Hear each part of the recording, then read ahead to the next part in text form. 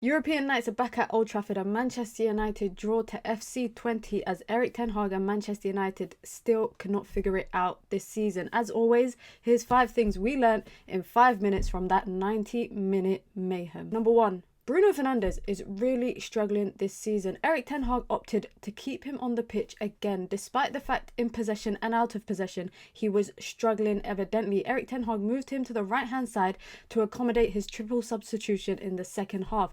But similar to previous games, I think Erik ten Hag would have been a lot better just taking Bruno Fernandes off. In the league, he's currently recorded the lowest shot accuracy that he's had since joining Manchester United at 17%. He has a 10% cross accuracy and a 46% long ball accuracy. A lot of his football has become a chaotic style of football, especially in that final minute. Manchester United have a free kick on the edge of the box, not that far out, for a dinked cross, and Bruno Fernandes chooses to go for all the glory and go for goal. It's a simple save for the keeper and Manchester United miss out on potentially what would have been the last attack of the game. If Erik ten Hag continues to persist with Bruno Fernandes when he's struggling in game, it could be the cause of his downfall. And that leads me to my second point about Erik ten Hag. He got the substitutions wrong again. Marcus Rashford coming off, Xerxes coming off. Christian Eriksen should not be playing in a deeper role. Erik ten Hag's substitution ruined the game, and I know it's quite difficult, especially in game for Manchester United. Whenever they concede a goal,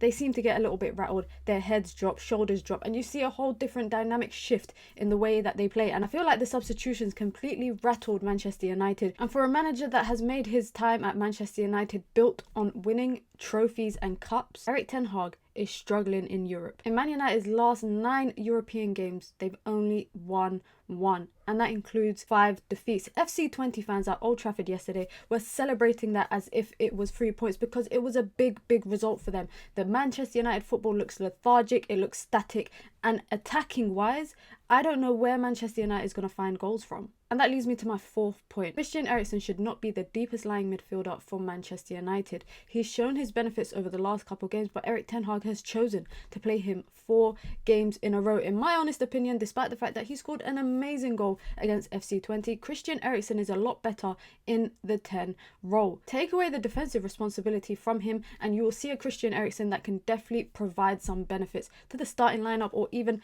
coming off the bench. In my opinion, in yesterday's game, I would have kept him on and taken off Bruno or eventually brought on some extra legs in the midfield. But it's very telling, that mistake in the midfield, it's happened time and time again. Let's take it back to Erik ten Hag's first ever away fixture to Brentford when he joined the Premier League. Christian Eriksen again in a deep lying role. He does not flourish there, and Erik ten Hag really needs to understand that. And if we're being honest, it does seem like once Erik ten Hag finds something that he's comfortable with, he will continue on with it, even if it's not working out all the time. And Christian Eriksen is a prime example of that. Yes, he had a good performance yesterday, but we all know that Christian Eriksen should not be the deepest lying midfielder. And last but not least, Manchester United really struggle to score goals under Erik ten Hag. If we just think about the league for a second, under Erik ten Hag in 2 seasons, Manchester United never cracked the 60+ goal mark. This season, I don't know where Manchester United is going to find goals from. They brought Joshua Xerxes, who for me is an absolutely amazing player in that creative outlet role, but he's not a traditional 9. He's not going to get you 10 to 15 goals. Rasmus Højlund